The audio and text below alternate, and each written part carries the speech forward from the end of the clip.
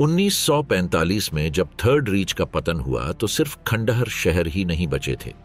भूमिगत पहाड़ों के बीच और दुर्गम इलाकों में ऐसी सुविधाएं दिखाई देने लगीं जिनके बारे में किसी ने कोई दस्तावेज नहीं बनाया था।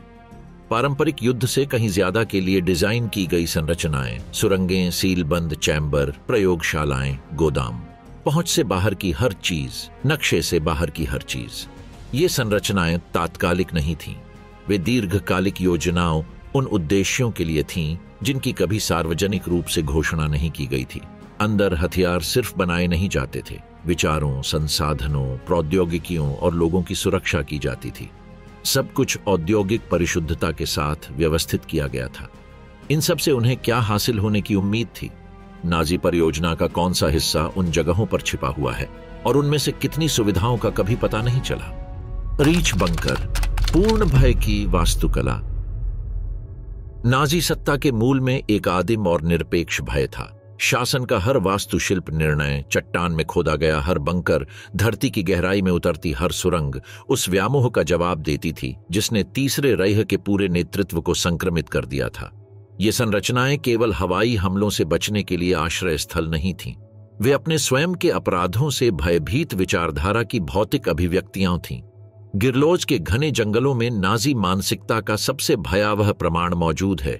वोल्फशेंज 1941 में सोवियत संघ पर आक्रमण का निर्देशन करने के लिए मुख्यालय के रूप में निर्मित इस सुविधा को एक किलेबंद शहर में बदल दिया गया, जहां वास्तविकता और व्यामोह 2 मीटर मोटी कंक्रीट की दीवारों के बीच घुल मिल गए। इस परिसर में 80 से ज्यादा इमारतें थीं जो लगातार बढ़ते क्षेत्र में फैली हुई थीं। जाल और झूठी संरचनाओं के जरिए प्राकृतिक वनस्पतियों के बीच मजबूत बंकरों को छिपाया गया था। केंद्रीय क्षेत्र के चारों ओर सघन सुरक्षा घेरे थे। बारूदी सुरंगें, स्नाइपर घोंसले, बूबी ट्रैप और एसएस गश्ती दल जंगल की हर छाया पर नजर रखते थे। वुल्फ स्लेयर में रोजमर्रा की जिंदगी एक ऐसे नेतृत्व के मनोविज्ञान को दर्शाती थी जो वास्तविकता से संपर्क खो चुका था। हिटलर कई महीनों तक परिसर से बाहर नहीं निकलता था। चारों ओर नक्शों से घिरा रहता था जो गैर मौजूद विभाजन और योजनाओं को दिखाते थे, जो मोर्चे पर वास्तविक स्थिति को नजरअंदाज करते थे। जनरलों ने एक तेजी से अलग थलग तानाशाह को रिपोर्ट किया, जबकि बैठक कक्ष तनाव और आपसी अविश्वास से भरे हुए थे। 20 जुलाई 1944 को यह किला हिटलर पर सबसे प्रसिद्ध हत्या के प्रयास का स्थल बन गया। क्लॉस वॉन स्टॉफेनबर्ग ने कॉन्फ्रेंस टेबल के नीचे एक सूटकेस में बम रखा था। विस्फोट ने इमारत को तहस नहस कर दिया और 4 अधिकारियों की मौत हो गई, लेकिन हिटलर मामूली चोटों के साथ बच गया। उसके लिए यह हमला उसकी कमजोरी का प्रदर्शन नहीं था, बल्कि इस बात की पुष्टि थी कि भाग्य उसकी रक्षा कर रहा था। हमले के बाद सुरक्षा उपायों को जुनूनी स्तर तक बढ़ा दिया गया। वुल्फ स्लेयर को एक सोने की परत चढ़ी जेल में बदल दिया गया, जहां नाजी सत्ता अपने ही डर के खिलाफ बंद थी। बर्लिन में रीच चांसलरी के बगीचों के नीचे 4 मीटर नीचे तीसरे रेह का अंतिम विश्राम स्थल था, फ्यूहरर बंकर। 28 कमरों वाली यह भूमिगत सुविधा हिटलर की अंतिम शरण स्थली बन गई, लेकिन यह उसकी पूरी विचारधारा का प्रतीकात्मक मकबरा भी बन गई। दीवारें बड़े कैलिबर बमों का सामना कर सकती थीं, लेकिन वे अपने रहने वालों को पतन की वास्तविकता से नहीं बचा सकती थीं। युद्ध के अंतिम महीनों के दौरान बंकर एक विषाक्त वातावरण से भर गया था, जहां कट्टर वफादारी, आतंक और निराशा के साथ घुल मिल गई थी। हिटलर उन नक्शों के सामने घंटों बिताता था जो अब वास्तविकता से मेल नहीं खाते थे, और उन सेनाओं को आदेश जारी करता था जो अस्तित्व में नहीं थीं। दैनिक दिनचर्या में अनुष्ठानिक और भयावहता की विशेषताएं शामिल हो गईं। रणनीति बैठकें चमत्कारिक हथियारों के बारे में उन्मादपूर्ण एकालाप में बदल गईं जो कभी नहीं आएंगे। उच्च श्रेणी के अधिकारी असंभव आत्मसमर्पण के बारे में फुसफुसाते थे, जबकि सोवियत विस्फोट सतह के करीब होते जा रहे थे। 30 अप्रैल 1945 को हिटलर और ईवा ब्राउन ने परिसर के एक कमरे में आत्महत्या कर ली। उनके शवों को ऊपरी बगीचे में ले जाया गया और गैसोलीन से जला दिया गया। यह एक ऐसा कृत्य था जो शासन के अंतिम आत्मविनाश का प्रतीक था। अंतिम घंटों को जीवित बचे लोगों द्वारा प्रलेखित किया गया था, जिन्होंने अंधनिष्ठा, घबराहट और अपरिहार्य के प्रति समर्पण के दृश्यों का वर्णन किया था। बवेरियन आल्प्स में 1834 मीटर की ऊंचाई पर केलस्टीन हाउस है, जिसे दुनिया भर में ईगल्स नेस्ट के नाम से जाना जाता है। हिटलर के 50वें जन्मदिन पर नाजी पार्टी की ओर से उपहार के रूप में निर्मित इस इमारत को एक कार्यात्मक सुविधा से ज्यादा शक्ति के प्रतीक के रूप में माना गया था। इस तक पहुंचने के लिए असाधारण इंजीनियरिंग की जरूरत थी। एक घुमावदार सड़क जो सीधे चट्टान में खोदी गई सुरंग में समाप्त होती थी।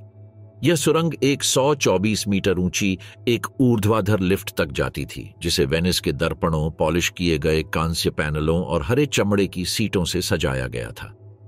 केल्स्टीन हाउस में मध्ययुगीन किले के तत्वों को आधुनिक विलासिता के साथ जोड़ा गया है। इसकी ग्रे ग्रेनाइट की दीवारें बढ़िया लकड़ी से सजे अंदरूनी हिस्सों और इतालवी संगमरमर से बनी एक स्मारकीय चिमनी के साथ विपरीत हैं। पैनोरमिक खिड़कियों से बर्कटेसगार्डेन घाटी के शानदार दृश्य दिखाई देते हैं, जिससे आसपास के क्षेत्र पर पूर्ण प्रभुत्व का एहसास होता है।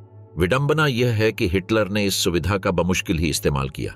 उसकी चक्कर की बीमारी ने उसे ऊंचाइयों का आनंद लेने से रोक दिया और वह नीचे स्थित अपने मुख्य निवास बर्गहॉफ में रहना पसंद करता था। ईगल्स नेस्ट ने एक महत्वपूर्ण प्रतीकात्मक कार्य किया। यह वह जगह थी जहां विदेशी गणमान्य व्यक्तियों का स्वागत किया जाता था और शाही शक्ति की एक छवि पेश की जाती थी, जिसका उद्देश्य सहयोगियों और दुश्मनों को डराना था। राजनयिक बैठकों के दौरान इमारत एक नाटकीय मंच के रूप में कार्य करती थी, जिसे रीच की श्रेष्ठता को प्रदर्शित करने के लिए डिजाइन किया गया था। मेहमानों को पहाड़ी सड़क के साथ ले जाया जाता था, सुनहरे लिफ्ट द्वारा उठाया जाता था और हॉल में स्वागत किया जाता था, जो आल्प्स के ऊपर तैरते हुए प्रतीत होते थे। यह वास्तुशिल्प मंचन मनोवैज्ञानिक युद्ध का हिस्सा था, जिसे नाजीवाद ने प्रतीकों और समारोहों के माध्यम से छेड़ा था। सत्ता के नाजी किले रक्षात्मक संरचनाओं से कहीं अधिक थे। वे व्यामोह, पूर्ण नियंत्रण और वास्तविकता के इनकार पर आधारित विचारधारा के भौतिक अवतार का प्रतिनिधित्व करते थे। इनमें से प्रत्येक संरचना एक ऐसे शासन की कहानी बताती है जिसने खुद को बाहरी दुनिया से तब तक बचाए रखा जब तक कि वह अपने ही डर का कैदी नहीं बन गया। भूमिगत नरक, सत्ता की सेवा में मौत के कारखाने। जब मित्र राष्ट्रों के बमों ने जर्मन शहरों को तबाह करना शुरू कर दिया, तो तीसरे रेख ने एक ऐसा निर्णय लिया जिससे उसकी व्यवस्था की वास्तविक प्रकृति उजागर हो गई। हथियारों के उत्पादन को भूमिगत करना तथा आत्महत्या के लिए अभिशप्त लाखों कैदियों को मानव ईंधन के रूप में प्रयोग करना।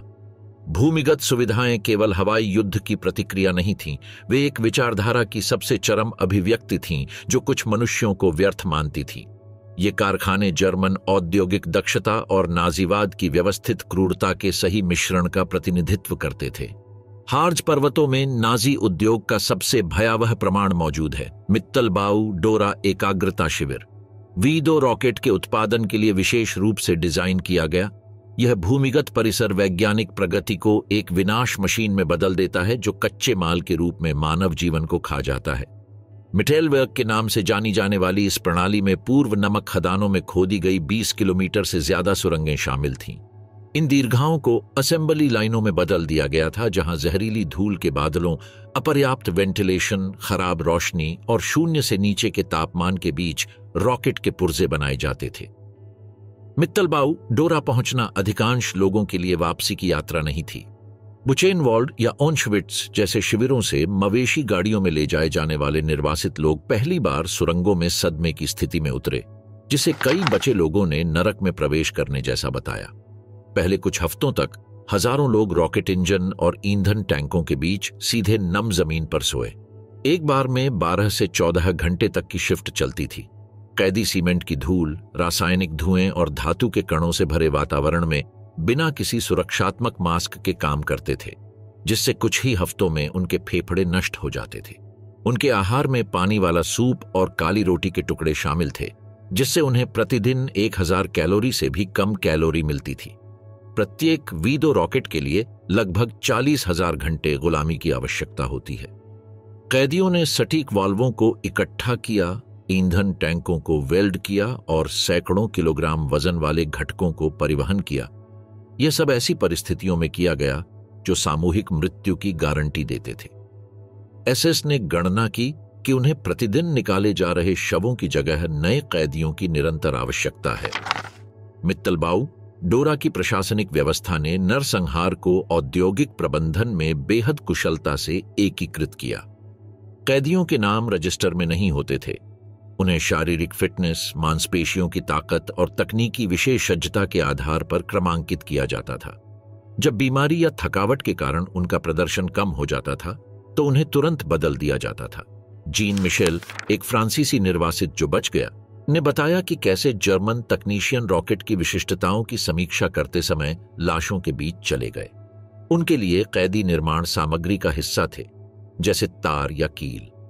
यह अमानवीयकरण आकस्मिक नहीं था, यह उस योजना का परिणाम था जिसने हत्या को उत्पादन लाइन में एकीकृत किया। श्वसन संबंधी बीमारियां महामारी की तरह फैलती हैं। धूल और रासायनिक धुएं के लगातार सांस लेने से कुछ ही हफ्तों में फेफड़े नष्ट हो जाते हैं। एसएएस ने सुरक्षात्मक उपकरण उपलब्ध नहीं कराए क्योंकि उन्हें लगा कि बीमार कर्मचारियों की जगह दूसरे को रखना उनके जीवनयापन में निवेश करने से ज्यादा कारगर है। आंद्रे सेलियर, जो डोरा में कैदी भी थे, ने बाद में बताया कि कैसे मृत्यु एक प्रशासनिक आंकड़ा बन गई थी।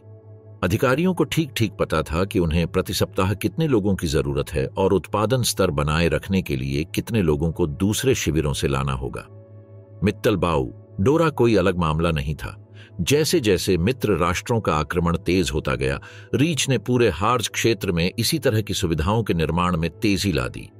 टैन परियोजनाएं ऑस्ट और बर्ग क्रिस्टल ने रॉकेट, हवाई हथियारों और सैन्य संचार प्रणालियों के उत्पादन को विकेंद्रित करने की मांग की। मित्तलबाउ डोरा में बनाए गए उसी मॉडल का इस्तेमाल किया गया। हंगरी से निर्वासित यहूदी महिलाओं, युगोस्लाविया में पकड़े गए पक्षपातियों, सोवियत युद्ध के कैदियों और राजनीतिक निर्वासितों को इन सुरंगों में ले जाया गया और उनसे काम करवाया गया। वे सभी उत्पादन रिकॉर्ड पर संख्या बन गए। ऑस्ट्रियाई सीमा के पास बर्ग क्रिस्टल की सुरंगों में मेसर्स चिमिट मी 262 विमान का उत्पादन हुआ, जो पहला परिचालन जेट लड़ाकू विमान था। कैदियों ने इंजन, वेल्डेड धड़ और हथियार प्रणालियों को ऐसी परिस्थितियों में इकट्ठा किया जो मित्तलबाउ डोरा की भयावहता को दोहराती थीं। अप्रैल 1945 में जब अमेरिकी सैनिक नॉर्डहौसन पहुंचे तो उन्हें एक ऐसा दृश्य देखने को मिला जो सबसे भयावह वर्णन से परे था। सुरंग के प्रवेश द्वारों पर सैकड़ों शवों का ढेर लगा हुआ था। मरते हुए कैदी कार्यक्षेत्रों पर लेटे हुए थे और रॉकेट के पुर्जों के ढेर उन लोगों की लाशों के बगल में रखे हुए थे जिन्होंने उन्हें बनाया था। सैनिकों ने जो कुछ भी पाया उसका सावधानी पूर्वक दस्तावेजीकरण किया। जहरीले धुएं से भरी सुरंगें, ऐसे कमरे जहां खून और मोटर तेल चिपचिपे कुंडों में मिल गए थे, और ऐसे दफ्तर जहां उत्पादन रिकॉर्ड मृतकों की सूचियों के साथ बारी बारी से लिखे गए थे। ली गई तस्वीरें नूर्नबर्ग परीक्षणों के लिए महत्वपूर्ण सबूत बन गईं। मित्तलबाउ डोरा के पकड़े जाने से बाद में प्रौद्योगिकी हस्तांतरण की महत्ता का भी पता चला। ऑपरेशन पेपरक्लिप की टीमों ने पूरे रॉकेट डिजाइन प्लान और उन वैज्ञानिकों को जब्त कर लिया जिन्होंने परियोजनाओं का नेतृत्व किया था। वर्नर वॉन ब्राउन और 120 से अधिक जर्मन इंजीनियरों को संयुक्त राज्य अमेरिका ले जाया गया, जहां उनके ज्ञान को अमेरिकी अंतरिक्ष कार्यक्रम में एकीकृत किया जाएगा। आज परिसर के एक हिस्से को स्मारक के रूप में बहाल कर दिया गया है। आगंतुक मूल सुरंगों के एक छोटे से हिस्से से होकर गुजर सकते हैं और वीदो रॉकेट की प्रतिकृतियों की जांच कर सकते हैं। अंदर की हवा भारी और नम बनी हुई है, जिससे ऐसा वातावरण बनता है जो उस घटना की भौतिक याद दिलाता है। थर्ड रीच की भूमिगत फैक्ट्रियां एक ऐसे आर्थिक मॉडल का प्रतीक हैं जहां मानव जीवन उत्पादक समीकरण में एक अनावश्यक चर बन गया। वीदो रॉकेट की विरासत आज सितारों तक फैली हुई है, लेकिन इसकी सबसे गहरी छाया अभी भी दबी हुई है। सुरंग के हर मीटर के नीचे हजारों मनुष्यों की हड्डियां हैं जिन्हें नैतिक सीमाओं के बिना मशीन में डिस्पोजेबल कोक के रूप में इस्तेमाल किया जाता है। निषिद्ध प्रौद्योगिकी, रीच के गुप्त हथियार। थर्ड रीच की गुप्त प्रयोगशालाओं में जहरीले धुएं और प्रायोगिक इंजनों की गर्जना के बीच एक ऐसी महत्वाकांक्षा को जन्म दिया गया जो आज भी वैज्ञानिकों को हैरान करती है। ऐसे उन्नत हथियार बनाना जो इतिहास की दिशा बदल सकें। हिटलर के निरंकुश सत्ता के प्रति जुनून और जर्मन तकनीकी श्रेष्ठता में कट्टर विश्वास के कारण शासन चरम वैज्ञानिक प्रयोगों का केंद्र बन गया। वंडरवाफ चमत्कारी हथियार कहा जाता था, और जबकि कई कभी सैद्धांतिक दायरे से आगे नहीं बढ़ पाए, अन्य ऐसे प्रोटोटाइप में बदल गए जिन्होंने सैन्य विज्ञान के विकास को हमेशा के लिए बदल दिया। इसकी कीमत नरसंहार की विचारधारा की सेवा में वैज्ञानिक अनुसंधान की विकृति थी। सबसे सफल चमत्कारी हथियार परियोजनाएं जर्मन बाल्टिक तट पर पीनमुंडे में विकसित V1 और वीदो रॉकेट थीं। इन हथियारों ने बैलिस्टिक मिसाइल युग की ओर पहला कदम बढ़ाया और आधुनिक अंतरिक्ष अन्वेषण की नींव रखी। हालांकि उनका मूल उद्देश्य मित्र देशों के शहरों में आतंक फैलाना था। V1, जिसे आधिकारिक तौर पर फिसलर FI 103 कहा जाता है, आज के लड़ाकू ड्रोन का प्रत्यक्ष अग्रदूत था। इस मानव रहित विमान में एक पल्स जेट इंजन का इस्तेमाल किया गया था जो एक विशिष्ट भिन-भिनाने वाली ध्वनि उत्पन्न करता था। यही कारण है कि लंदन वासियों ने इसे बज नाम दिया। 600 किलोमीटर प्रति घंटे की गति और 250 किलोमीटर की मारक क्षमता वाला यह बम इंग्लैंड में स्थित लक्ष्यों तक 850 किलोग्राम विस्फोटक ले जा सकता था। V2 एक क्रांतिकारी तकनीकी छलांग का प्रतिनिधित्व करता है। यह पहली ऑपरेशनल मध्यम दूरी की बैलिस्टिक मिसाइल थी जो 100 किलोमीटर की ऊंचाई तक पहुंचने और 5000 किलोमीटर प्रति घंटे से अधिक की गति तक पहुंचने में सक्षम थी। इसके परवलयिक प्रक्षेप पथ ने इसे लगभग अगोचर प्रक्षेप्य बना दिया। लक्ष्य शहरों को प्रभाव से पहले कोई चेतावनी नहीं मिली। इस विकास का नेतृत्व वर्नर वॉन ब्राउन ने किया था, जो एक अंतरिक्ष यात्री दूरदर्शी थे और बाद में संयुक्त राज्य अमेरिका चले गए। छोटी उम्र से ही वॉन ब्राउन ने चांद पर मनुष्य को उतारने का सपना देखा था, लेकिन ऐतिहासिक परिस्थितियों ने उनकी वैज्ञानिक प्रतिभा को विनाश की सेवा में बदल दिया। वही प्रणोदन सिद्धांत जो अंततः अपोलो मिशन को शक्ति प्रदान करेंगे, पहले लंदन और एंटवर्प पर बमबारी करने के लिए इस्तेमाल किए गए थे। पीनमुंडे सुविधाएं एक छोटे से शहर के आकार के क्षेत्र में फैली हुई थीं। ईंधन प्रयोगशालाएं, सटीक कार्यशालाएं, परीक्षण ट्रैक और लॉन्च पैड तट के साथ फैले हुए थे। हवाई पहचान से बचने के लिए छिपे हुए थे। इन परियोजनाओं पर 12,000 से अधिक तकनीशियन, इंजीनियर और वैज्ञानिक काम करते थे। पहला सफल V2 प्रक्षेपण अक्टूबर 1942 में हुआ, जिसने अंतरिक्ष युग की शुरुआत को चिह्नित किया। हालांकि कुछ समकालीनों ने इस क्षण की ऐतिहासिक महत्ता को समझा। रॉकेट 85 किलोमीटर की ऊंचाई तक पहुंच गया, जो आधिकारिक तौर पर बाहरी अंतरिक्ष में प्रवेश करने वाला पहला मानव निर्मित ऑब्जेक्ट बन गया। 1944 में भाइयों वॉल्टर और रीमर हॉटन ने एक ऐसा प्रोटोटाइप पेश किया जो सीधे विज्ञान कथा से निकला हुआ लग रहा था। हॉटन हो 229 एक त्रिकोणीय विमान जिसमें पारंपरिक धड़ नहीं था, जो 1000 किलोमीटर प्रति घंटे की गति से उड़ान भरने में सक्षम था। यह डिजाइन अमेरिकी B2 स्पिरिट स्टील्थ बॉम्बर के विकास से 40 साल से भी ज्यादा आगे था। फ्लाइंग विंग अवधारणा के 3 उद्देश्य थे: गति में वृद्धि, ईंधन की खपत में कमी और रडार क्रॉस सेक्शन में कमी। हॉटन भाइयों ने सहज रूप से समझ लिया कि त्रिकोणीय वायुगतिकीय आकार आदिम मित्र देशों की पहचान प्रणालियों को भ्रमित कर सकता है, जिससे इतिहास में पहला कार्यात्मक स्टील्थ डिजाइन प्रभावी रूप से तैयार हुआ। निर्माण में उस समय के लिए अभिनव सामग्रियों का उपयोग किया गया था। धड़ मुख्य रूप से प्लाईवुड और सिंथेटिक फाइबर से बना था, जबकि कुछ हिस्सों में विद्युत चुंबकीय तरंगों को अवशोषित करने के लिए डिजाइन की गई धातु की चादरें शामिल थीं। इन सामग्रियों ने न केवल समग्र वजन कम किया, बल्कि इसके रडार हस्ताक्षर को भी कम किया। इंजन में 2 जंकर्स जुमो 04B टर्बोजेट शामिल थे, वही जो मेसर्स चिटमी 262 को संचालित करते थे। इस विन्यास ने इसे 960 किलोमीटर प्रति घंटे की गति तक पहुंचने की अनुमति दी, जिसमें 15,000 मीटर की सेवा छत और 1900 किलोमीटर की सीमा थी। इसकी पेलोड क्षमता 2000 किलोग्राम बम तक पहुंच गई। पहली परीक्षण उड़ान 1 मार्च 1944 को आयोजित की गई, जिसके परिणाम अपेक्षाकृत सफल रहे, हालांकि डिजाइन में स्थिरता की समस्याएं थीं। 18 फरवरी 1945 को एक परीक्षण के दौरान उड़ान के बीच में एक इंजन विफल हो गया, जिससे पायलट को आपातकालीन पैंतरेबाजी करने के लिए मजबूर होना पड़ा, जिसने डिजाइन की सीमाओं और क्षमताओं दोनों को प्रदर्शित किया। जब मित्र देशों की सेना ने गोथार सुविधाओं पर कब्जा कर लिया, वैगन फैब्रिक ने हो 229 V3 का लगभग पूरा प्रोटोटाइप पाया। इस विमान को संयुक्त राज्य अमेरिका ले जाया गया, जहां यह स्मिथसोनियन के संग्रह में शामिल हो गया। संस्थान हाल के अध्ययनों ने पुष्टि की है कि डिजाइन ने वास्तव में महत्वपूर्ण रडार चुपके क्षमताओं की पेशकश की थी। हैगरलोच में वैज्ञानिकों ने एक प्रयोगात्मक परमाणु रिएक्टर विकसित करने पर काम किया, जो युद्ध का भाग्य बदल सकता था। एक स्थानीय चर्च के नीचे एक प्रयोगशाला में परिवर्तित एक गुफा में ऐसे प्रयोग किए गए जो एक आत्मनिर्भर श्रृंखला प्रतिक्रिया को प्राप्त करने के खतरनाक रूप से करीब थे। इस परियोजना का नेतृत्व भौतिकी में नोबेल पुरस्कार विजेता और क्वांटम अनिश्चितता सिद्धांत के निर्माता वर्नर हाइजेनबर्ग ने किया था। परमाणु विखंडन के खोजकर्ता ऑटो हैन के साथ मिलकर हाइजेनबर्ग ने नॉर्वे से देश में तस्करी करके लाए गए भारी पानी पर आधारित एक रिएक्टर विकसित करने का प्रयास किया। प्रायोगिक रिएक्टर में भारी पानी से भरे टैंक के अंदर जंजीरों से लटके यूरेनियम के टुकड़े शामिल थे। इस विन्यास का उद्देश्य न्यूट्रॉन की गति को नियंत्रित करना था ताकि नियंत्रित प्रतिक्रिया को बनाए रखा जा सके जो ऊर्जा या अंततः परमाणु हथियारों के लिए विखंडनीय सामग्री उत्पन्न कर सके। प्रयोग विकिरण में उल्लेखनीय वृद्धि का पता लगाने के लिए काफी आगे बढ़ गए।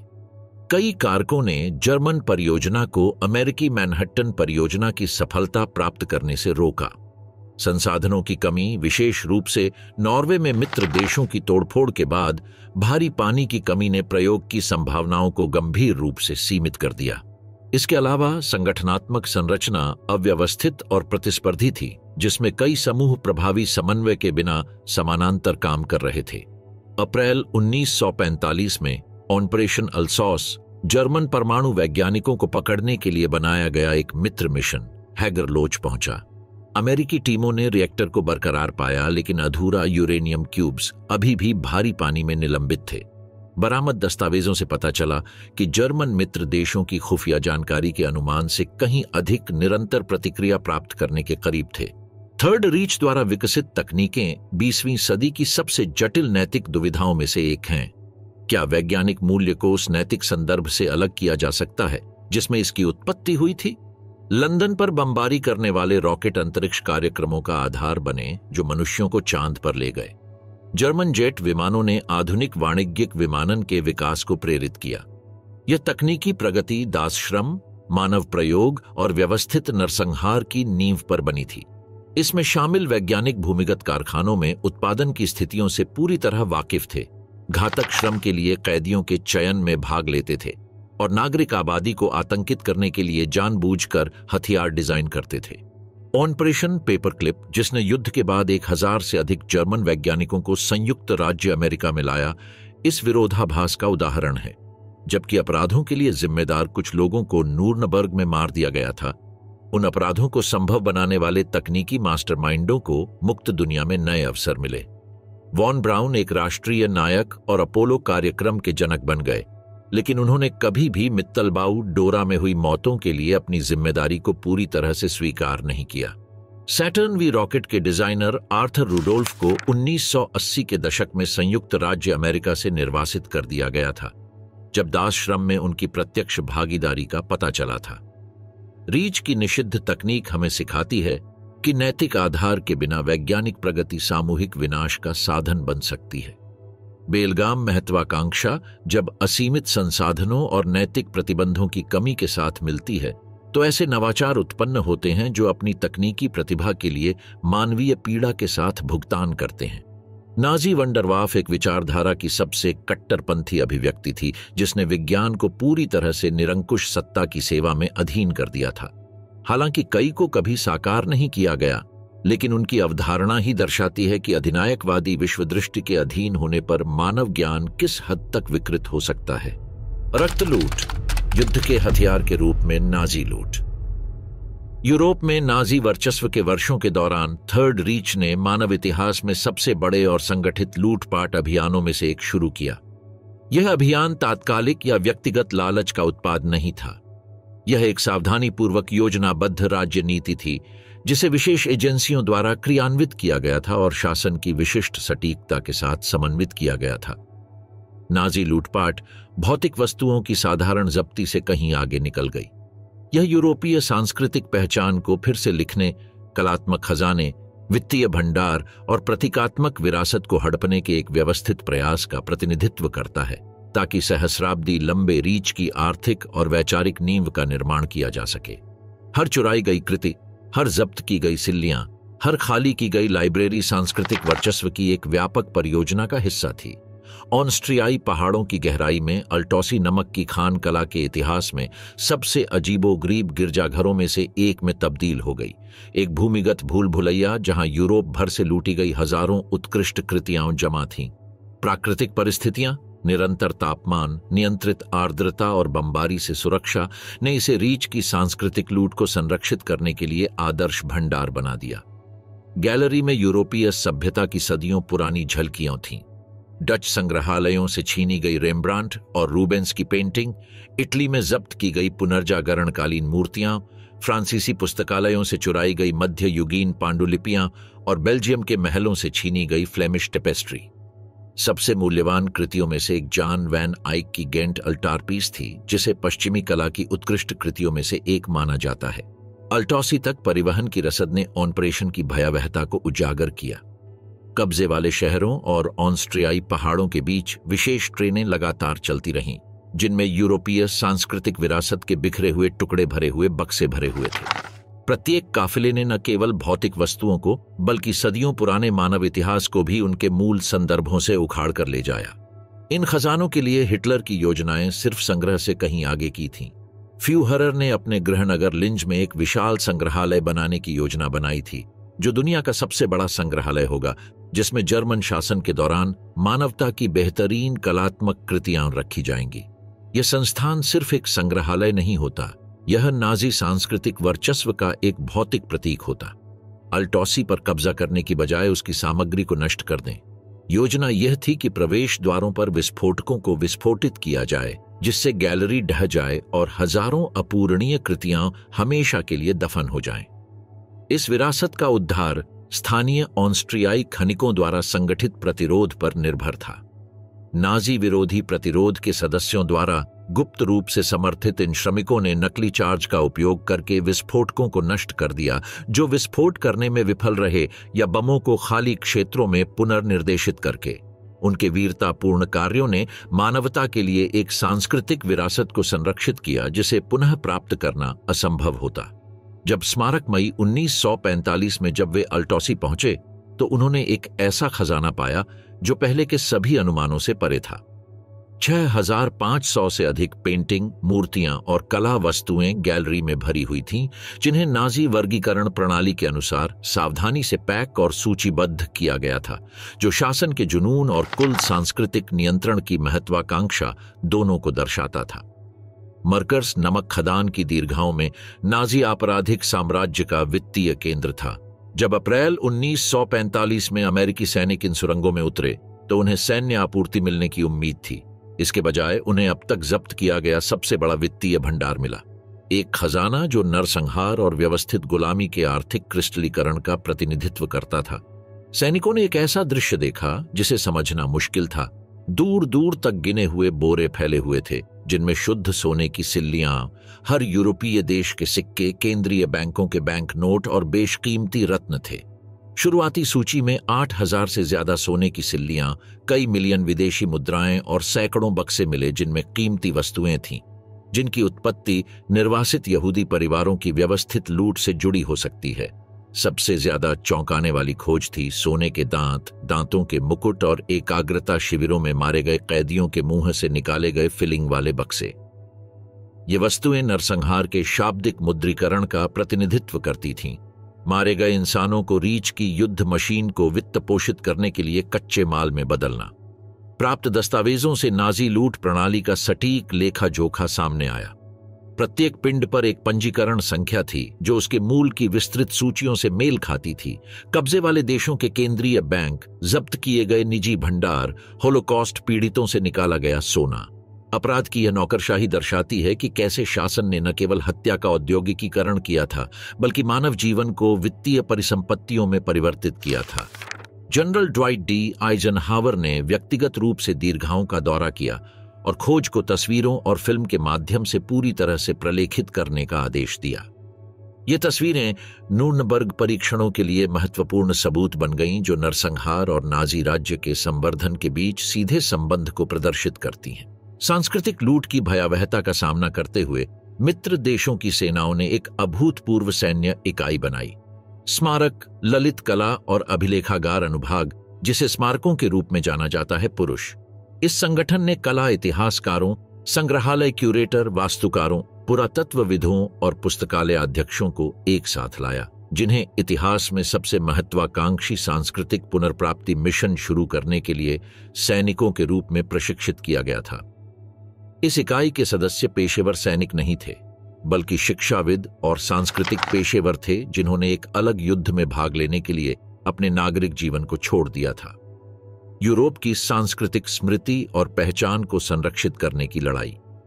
नक्शों, गुमशुदा कामों की सूचियों और पुराने संग्रहों की तस्वीरों से लैस होकर उन्होंने परित्यक्त खदानों, बमबारी वाले महलों और गुप्त सुरंगों की खोज की। उनके काम ने युद्ध के बाद के संदर्भ में सांस्कृतिक पुनर्स्थापन की नैतिक जटिलता को उजागर किया। संघर्ष के दौरान कई काम कई बार हाथ बदल चुके थे, जिससे स्वामित्व की ऐसी जंजीरें बन गई थीं जिन्हें सुलझाना असंभव था। नाजियों द्वारा चुराई गई कृतियां बाद में सोवियत सैनिकों द्वारा लूट ली गईं, काले बाजारों में बेची गईं या युद्ध के अंतिम महीनों की अराजकता में खो गईं।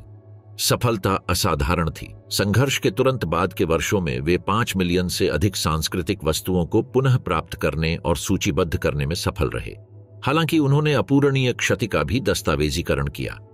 बमबारी, जानबूझकर की गई आग या परिवहन के दौरान साधारण लापरवाही के कारण हजारों कृतियां नष्ट हो गईं। आधिकारिक तौर पर बरामद की गई कलाकृतियां युद्ध के दौरान चुराई गई विरासत का केवल एक अंश थीं। हजारों कलाकृतियां दशकों तक पूरे यूरोप में गुप्त सर्किट में रहीं, जिससे काला बाजार को बढ़ावा मिला, जिसने 1990 के दशक तक कला व्यापार को विकृत कर दिया। सभी देशों के सैनिकों ने इस द्वितीयक लूट में भाग लिया और युद्ध स्मृति चिन्ह ले गए, जो वास्तव में कला के अमूल्य कार्य थे। सोवियत अधिकारियों ने युद्ध क्षति के मुआवजे के रूप में पूरे संग्रह को सोवियत संघ में पहुंचाया। बेईमान डीलरों ने चोरी की गई कृतियों को हास्यास्पद रूप से कम कीमतों पर खरीदा, जिससे मनी लॉन्ड्रिंग योजनाएं बनी, जिससे कई कृतियों की आपराधिक उत्पत्ति छिप गई। युद्ध के अंतिम महीनों में नाजियों द्वारा किए गए व्यवस्थित विनाश के कारण पहचान जटिल हो गई थी। बिना स्रोत के रिकॉर्ड के यह साबित करना लगभग असंभव था कि कोई विशेष पेंटिंग चोरी हो गई थी, खासकर तब जब युद्ध के बाद के बाजार में कई बार कानूनी लेन देन के जरिए इसकी बिक्री हुई हो। नाजी युद्ध मशीन ने गुलामी, लूट और विनाश को बढ़ावा दिया, जबकि शिविरों और बंकरों से दूर एक और संरचना संचालित हुई, एक अदृश्य वित्तीय नेटवर्क जिसने तीसरे राइह को अपने अपराधों के फलों को छिपाने, लूटने और अंतर्राष्ट्रीय स्तर पर पुनर्वितरित करने की अनुमति दी। बर्लिन के पतन के साथ यह नेटवर्क नष्ट नहीं हुआ, इसके कई पुर्जे बच गए, नई विश्व व्यवस्था के अनुकूल हो गए। स्विस बैंकों ने नाजी सोने की धुलाई में अहम भूमिका निभाई। होलोकॉस्ट पीड़ितों से जब्त किए गए सोने से पिघले सिल्लियों को स्विस तटस्थता की आड़ में एन्क्रिप्टेड खातों में जमा किया गया था। दशकों बाद सार्वजनिक किए गए दस्तावेजों से पता चला कि रीच ने बड़ी मात्रा में कीमती धातुओं को स्विस नेशनल बैंक और अन्य निजी संस्थाओं को हस्तांतरित किया, जिन्होंने उनकी उत्पत्ति पर सवाल उठाए बिना उन्हें स्वीकार कर लिया। लिक्टेनस्टीन, स्पेन और पुर्तगाल में कर पनाहगाहों के माध्यम से शासन ने चोरी की गई मुद्रा, कलाकृतियों और औद्योगिक संपत्तियों को ले जाने के लिए अपारदर्शी वित्तीय सर्किट बनाने में कामयाबी हासिल की। इन मार्गों का उपयोग नाजी नेताओं को भागने की तैयारी करने और दक्षिण अमेरिका में उनके अस्तित्व को सुनिश्चित करने के लिए भी किया गया था। फारबेन, सीमेंस, क्रुप और वॉक्सवैगन जैसी जर्मन कंपनियों को एकाग्रता शिविरों में दास श्रम से सीधे लाभ हुआ। कुछ ने पतन से पहले अपनी संरचनाओं को विभाजित किया, तटस्थ देशों में सहायक कंपनियों को संपत्ति हस्तांतरित की। अन्य लोग नरसंहार प्रणाली में अपनी भूमिका की जिम्मेदारी लिए बिना युद्ध के बाद की अवधि में वैश्विक बाजार में फिर से प्रवेश करने में कामयाब रहे। ड्यूश बैंक ने अपनी ओर से यहूदियों की संपत्ति जब्त करने और सामूहिक निर्वासन के वित्त पोषण में सक्रिय रूप से सहयोग किया, जबकि स्पेनिश और अर्जेंटीना के बैंकों के साथ व्यापारिक संबंध बनाए रखे। इस अंतर्राष्ट्रीय नेटवर्क ने तीसरे रह की अर्थव्यवस्था को तब भी बनाए रखा जब सैन्य मोर्चा ढह गया। रीच का वित्तीय युद्ध उसके आत्मसमर्पण के साथ समाप्त नहीं हुआ, इसने केवल अपना चेहरा बदल दिया। छिपाव की प्रतिध्वनि, तीसरे राइह की अंतिम पहेली। तीसरे राइह के अंतिम दिनों में जब मित्र देशों के बमों ने बर्लिन को मलबे में बदल दिया और दुश्मन सेनाएं हर दिशा से घेरने लगीं, यूरोप के खंडहरों में एक राजनीतिक शासन से कहीं ज्यादा कुछ गायब हो गया। 6 साल के वर्चस्व के दौरान नाजियों ने ऐसे रहस्य जमा कर लिए थे जिन्हें दर्ज करना उनकी क्षमता से परे था। केवल मृतकों को ही ज्ञात स्थानों में छिपे हुए खजाने, बिना किसी निशान के गायब हो गए काफिले और सीलबंद तिजोरियां जिनकी सामग्री उन लोगों के साथ खो गई जो उनके अस्तित्व के बारे में जानते थे। ऐतिहासिक अभिलेखों में ये अंतराल केवल दस्तावेजी कमियां नहीं है, वे उन स्थानों का प्रतिनिधित्व करते हैं जहां आधिकारिक इतिहास किंवदंती से मिलता है, जहां सत्यापन योग्य तथ्य जानबूझकर रहस्य के कोहरे में फीके पड़ जाते हैं। गोपनीयता और स्मारकीयता से ग्रस्त तीसरे रईह ने न केवल मूर्त खंडहरों को बल्कि ऐसी पहेलियां भी भावी पीढ़ी को दी जो इसके पतन के 8 दशक बाद भी शोधकर्ताओं के लिए चुनौती बनी हुई हैं। द्वितीय विश्व युद्ध के दौरान खोई गई सभी खजानों में से किसी ने भी पौराणिक एम्बर रूम की तरह दुनिया की कल्पना को आकर्षित नहीं किया है। सजावटी कला की यह उत्कृष्ट कृति 18वीं शताब्दी में प्रशिया में शाही शक्ति के प्रतीक के रूप में निर्मित यूरोपीय शिल्प कौशल के शिखर का प्रतिनिधित्व करती है। एक पूरा कमरा जो सोने के पानी से सजे एम्बर पैनल, विनीशियन दर्पण और अर्ध कीमती पत्थरों से सजा हुआ है, जो एक अलौकिक वैभव का माहौल बनाता है। यह कमरा प्रशिया के राजा फ्रेडरिक विलियम एक ने 1716 में जार पीटर द ग्रेट को भेंट किया था, जिसमें एक अमूल्य उपहार के साथ राजनीतिक गठबंधन को सील कर दिया गया था। 2 शताब्दियों से भी ज्यादा समय तक यह वास्तुशिल्प चमत्कार सेंट पीटर्सबर्ग के पास कैथरीन पैलेस की शोभा बढ़ाता रहा, जो रूसी सांस्कृतिक विरासत के सबसे कीमती प्रतीकों में से एक बन गया। जब जर्मन सैनिकों ने 1941 में ऑपरेशन बारबारोसा शुरू किया, तो एम्बर रूम जर्मन सेना की विशेष इकाइयों द्वारा विशेष रूप से पहचाने गए सांस्कृतिक लक्ष्यों में से एक था। कैथरीन पैलेस के क्यूरेटरों ने वॉलपेपर से ढककर और झूठी दीवारें बनाकर पैनलों की रक्षा करने की पूरी कोशिश की, लेकिन एम्बर की तकनीकी परिष्कार ने उन्हें अपूरणीय क्षति पहुंचाए बिना जल्दी से नष्ट करना असंभव बना दिया।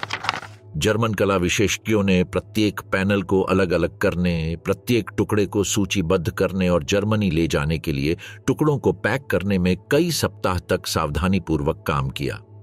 इस प्रक्रिया ने मूल कार्य की असाधारण जटिलता को उजागर किया। 6 टन से अधिक शुद्ध एम्बर, सोने की पत्ती, कीमती पत्थरों और विदेशी लकड़ी के इनले के साथ संयुक्त, जिन्हें 18वीं शताब्दी से खोई हुई कारीगर तकनीकों का उपयोग करके एकीकृत किया गया था। कोनिग्सबर्ग कैसल था, जहां पैनलों को विशेष रूप से तैयार कमरों में फिर से स्थापित किया गया था।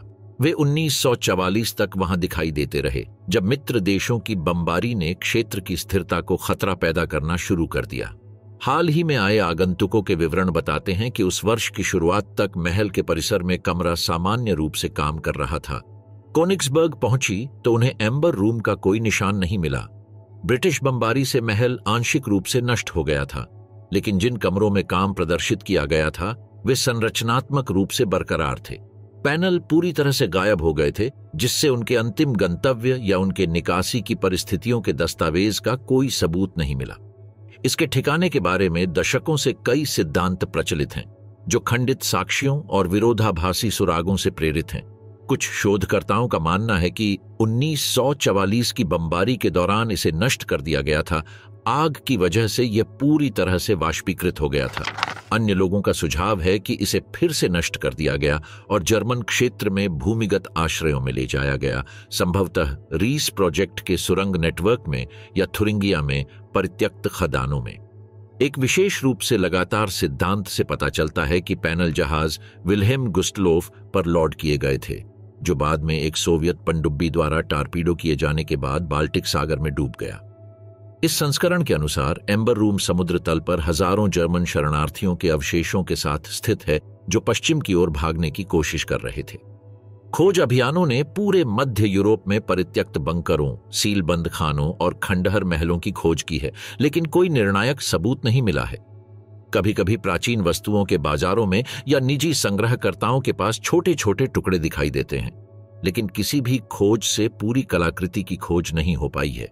एक विशेष रूप से लगातार सिद्धांत से पता चलता है कि पैनल जहाज विल्हेम गुस्टलोफ पर लॉन्च किए गए थे, जो बाद में एक सोवियत पनडुब्बी द्वारा टारपीडो किए जाने के बाद बाल्टिक सागर में डूब गया। इस संस्करण के अनुसार एम्बर रूम समुद्र तल पर हजारों जर्मन शरणार्थियों के अवशेषों के साथ स्थित है, जो पश्चिम की ओर भागने की कोशिश कर रहे थे।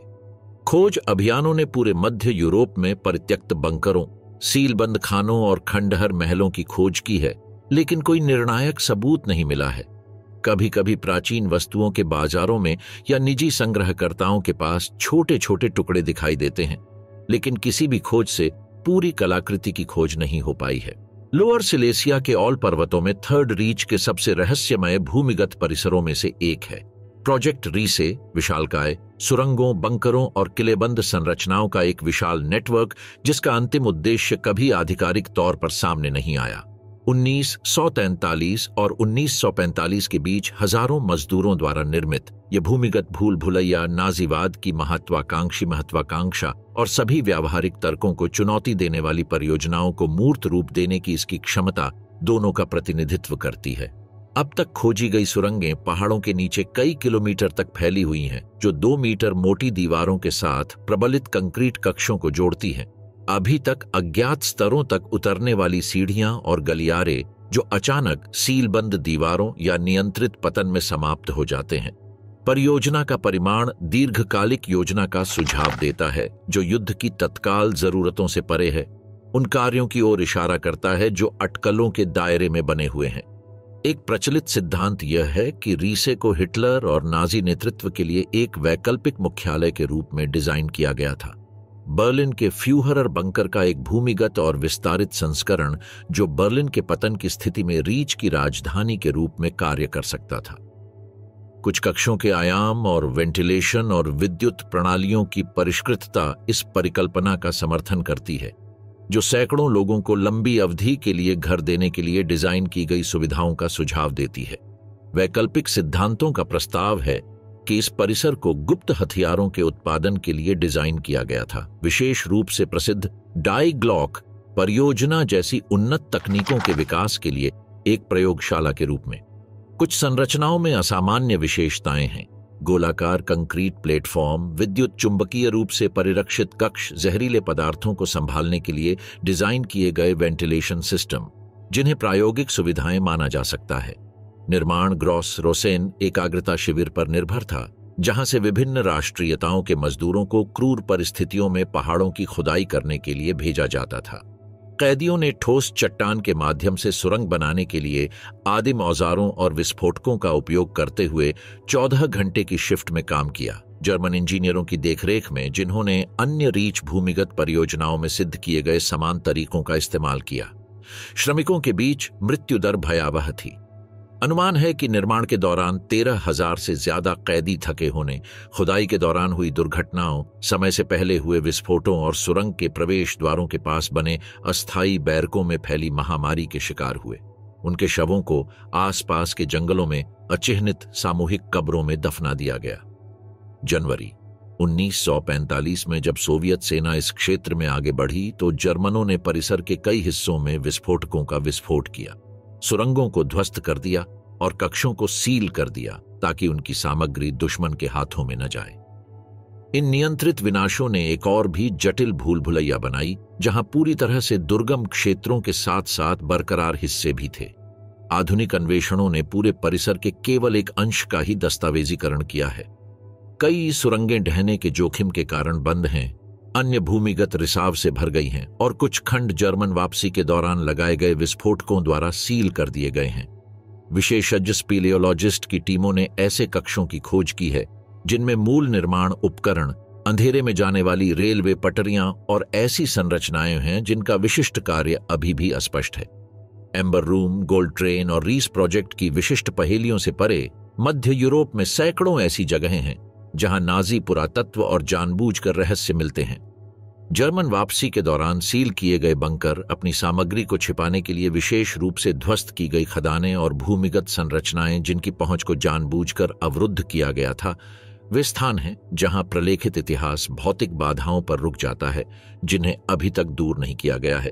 वेवेल्सबर्ग कैसल, जिसे हेनरिक हिमलर ने एसएस के वैचारिक केंद्र में बदल दिया था, में भूमिगत कक्ष हैं जो 1945 से बंद हैं। पुरातत्वविदों ने उन्हें बूबी ट्रैप, रासायनिक संदूषण के डर से या बस उनमें क्या हो सकता है इसके सम्मान के कारण खोलने से परहेज किया है। युद्ध के बाद के साक्ष्य बताते हैं कि हिमलर ने इन कक्षों का इस्तेमाल गुप्त अनुष्ठानों और उन वस्तुओं को संग्रहित करने के लिए किया था जिन्हें वह भविष्य के आर्यन साम्राज्य के पवित्र अवशेष मानते थे। बर्लिन, वियना और प्राग में सरकारी इमारतों, रेलवे स्टेशनों और बैंकों के नीचे तिजोरियां हैं जिन्हें युद्ध के अंतिम दिनों में बंद कर दिया गया था। बाद में हुए निर्माण के कारण मूल प्रवेश द्वार बंद हो गए, शहरी सुधारों के कारण प्रवेश द्वार समाप्त हो गए या फिर साधारण प्रशासनिक उपेक्षा के कारण आधुनिक शहरों के नीचे वे खोई हुई जगह बन गए। जर्मन संघीय अभिलेखागार आधिकारिक तौर पर नाजी प्रतिष्ठानों से संबंधित 200 से अधिक दिलचस्प स्थलों के अस्तित्व को मान्यता देता है, जिनकी पूरी तरह से खोज नहीं की गई है। इस सूची में आंशिक रूप से खोदे गए बंकर, नियंत्रित पतन में खोई सुरंगें और भूमिगत संरचनाएं शामिल हैं, जिनके मूल दस्तावेज जर्मन वापसी के दौरान नष्ट हो गए थे। इनमें से कई स्थलों की खोज न करने का निर्णय केवल ऐतिहासिक जिज्ञासा से परे विचारों को दर्शाता है। कुछ में खतरनाक सामग्री हो सकती है, अस्थिर विस्फोटक, संक्षारक रसायन या यहां तक कि आदिम परमाणु प्रयोगों से रेडियोधर्मी सामग्री। अन्य लोग उन स्थानों को खोलने की उपयुक्तता के बारे में नैतिक दुविधाएं उठाते हैं, जिनमें मानव अवशेष या अपराधों के सबूत हो सकते हैं, जिन्हें अकेला छोड़ देना सबसे अच्छा है। तीसरे रह की पहेलियां आधुनिक इतिहास में एक अनोखी घटना का प्रतिनिधित्व करती हैं। एक शासन जो मुश्किल से 12 साल तक अस्तित्व में रहा, लेकिन उसने ऐसे रहस्य पैदा किए जो इसके पतन के 8 दशक बाद भी जांच को चुनौती देते हैं। गोपनीयता की यह दृढ़ता कोई दुर्घटना नहीं है, यह एक राजनीतिक प्रणाली की प्रकृति को दर्शाता है, जिसने छिपाव को अपनी मूलभूत विशेषताओं में से एक बना दिया था। नाजीवाद वर्गीकृत जानकारी की संकेंद्रित परतों के माध्यम से संचालित होता था, यहां तक कि शासन के भीतर भी कुछ व्यक्तियों के पास सभी गुप्त संचालन, परियोजनाओं और भंडारों तक पूरी पहुंच थी। यह विभाजन, जो मूल रूप से संवेदनशील जानकारी की सुरक्षा के लिए बनाया गया था, बाद में इसकी पुनर्प्राप्ति में बाधा बन गया, क्योंकि प्रमुख अधिकारियों की मृत्यु या गिरफ्तारी ने ज्ञान के अपूरणीय लिंक को समाप्त कर दिया। युद्ध के अंतिम महीनों के दौरान दस्तावेजों के व्यवस्थित विनाश ने इस समस्या को और बढ़ा दिया। नाजियों ने न केवल खजाने छिपाए और तिजोरियों को सील कर दिया, उन्होंने जानबूझकर उन अभिलेखों को भी मिटा दिया जो इन स्थलों तक ले जा सकते थे। नक्शे जला दिए गए, योजनाओं में बदलाव किए गए और निर्देशांकों को सिफर का उपयोग करके एन्क्रिप्ट किया गया, जिनके निर्माता बिना चाबियां बताए मर गए। गोपनीयता का यह पुरातत्व अद्वितीय पद्धतिगत चुनौतियां प्रस्तुत करता है।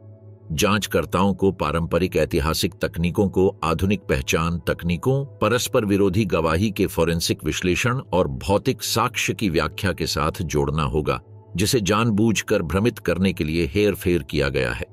प्रत्येक खोज ऐतिहासिक जासूसी कार्य में एक अभ्यास बन जाती है, जिसमें दशकों की गलत सूचना, शहरी किंवदंती और वास्तविक रहस्य को उजागर करना होता है।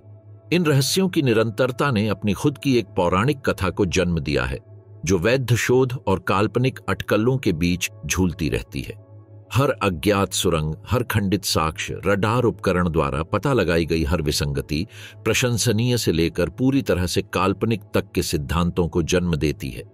यह पौराणिक कथा समकालीन समाज में जटिल मनोवैज्ञानिक कार्यों को पूरा करती है। एक ओर यह उन अपराधों की यादों को जीवित रखती है जिन्हें भुलाया नहीं जाना चाहिए, हमें याद दिलाती है कि नाजीवाद ने ऐसे घाव छोड़े हैं जो अभी तक पूरी तरह से ठीक नहीं हुए हैं। दूसरी ओर यह ऐतिहासिक डरावनी कहानियों को खजाने की खोज के रोमांच में बदल देती है, ऐसी कहानियां बनाती है जहां बुराई को उसके रहस्यों की खोज और उजागर करके हराया जा सकता है। हालांकि वैध शोध और षड्यंत्र के जुनून के बीच की रेखा अक्सर धुंधली होती है।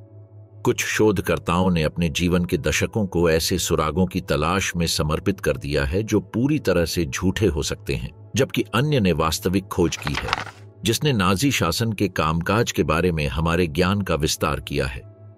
इन रहस्यों के प्रति समकालीन आकर्षण उन ऐतिहासिक अध्यायों को बंद करने की सांस्कृतिक आवश्यकता को भी दर्शाता है जो दर्दनाक रूप से खुले हुए हैं। पाया गया हर खजाना, खोला गया हर तिजोरी, बरामद किया गया हर दस्तावेज नाजी अपराधों को सुरक्षित रखने वाली गोपनीयता पर एक छोटी सी जीत का प्रतिनिधित्व करता है। इस प्रकार खोज पूर्वव्यापी न्याय का एक रूप बन जाती है। थर्ड रीच की महान पहेलियां हमें सिखाती हैं कि कुछ रहस्य उन लोगों से भी ज्यादा समय तक जीवित रह सकते हैं जिन्होंने उन्हें बनाया था और ऐतिहासिक परिदृश्य का एक स्थायी हिस्सा बन जाते हैं। खोया हुआ एम्बर रूम, प्रेत सोने की ट्रेन और प्रोजेक्ट रीसे की सीलबंद तिजोरियां सिर्फ खोई हुई वस्तुएं नहीं हैं, वे उन सभी चीजों के प्रतीक हैं जिन्हें नाजीवाद ने हमेशा के लिए छिपाने की कोशिश की। ये रहस्य अधिनायकवादी शक्ति की प्रकृति के बारे में एक बुनियादी सबक को जीवित रखते हैं। वास्तविकता में अंतराल पैदा करने की इसकी क्षमता, जो उन्हें उत्पन्न करने वाली प्रणाली के विनाश के बाद भी लंबे समय तक बनी रहती है। प्रत्येक अनसुलझी पहेली एक ऐसे क्षेत्र का प्रतिनिधित्व करती है जहां आधिकारिक इतिहास अज्ञात से मिलता है, जहां प्रलेखित तथ्य उन स्थानों में गायब हो जाते हैं जहां गोपनीयता निर्जन भूमि में बदल गई है। इन खोए हुए खजानों और छिपे हुए कक्षों की चल रही खोज सिर्फ एक पुरातात्विक खोज नहीं है, यह ऐतिहासिक स्मृति में एक अभ्यास है जो यह स्वीकार करने से इनकार करता है कि कुछ अपराध हमेशा के लिए छिपे रह सकते हैं। परित्यक्त सुरंगों में उतरने वाला हर अभियान, सीलबंद खदानों की खोज करने वाली हर टीम, खंडित साक्ष्य का पता लगाने वाला हर शोधकर्ता नाजी गोपनीयता द्वारा छोड़े गए घावों को भरने के सामूहिक प्रयास में भाग लेता है। हालांकि 8 दशकों की खोज के अनुभव से पता चलता है कि इनमें से कुछ रहस्य कभी भी पूरी तरह से हल नहीं हो सकते हैं। समय, जानबूझकर किया गया विनाश और जानकारी के सरल नुकसान ने ऐतिहासिक रिकॉर्ड में ऐसे अंतराल पैदा कर दिए हैं जिन्हें भविष्य की कोई भी तकनीक नहीं भर पाएगी। रीच के कुछ रहस्यों को हमेशा के लिए दफन कर दिया जाना तय है। ऐसा उन्हें उजागर करने की इच्छा शक्ति की कमी के कारण नहीं, बल्कि इसलिए क्योंकि उनके रचनाकारों ने उन सुरागों को सफलतापूर्वक मिटा दिया जो उन्हें खोज सकते थे। नाजीवाद की महान पहेलियां हमें याद दिलाती हैं कि इतिहास सिर्फ वही नहीं है जिसे हम दस्तावेजित और सत्यापित कर सकते हैं। इसमें वे अंतराल भी शामिल हैं जहां ज्ञान उन बाधाओं के सामने रुक जाता है जिन्हें समय तोड़ नहीं पाया है। इन अनिश्चित क्षेत्रों में प्रलेखित इतिहास और लगातार किंवदंती के बीच एक ऐसे शासन की गूंज जिसने अपने अपराधों को छिपाने की इतनी गहराई से कोशिश की कि उनमें से कुछ उन लोगों को भी याद नहीं रहे जिन्होंने उन्हें अंजाम दिया था।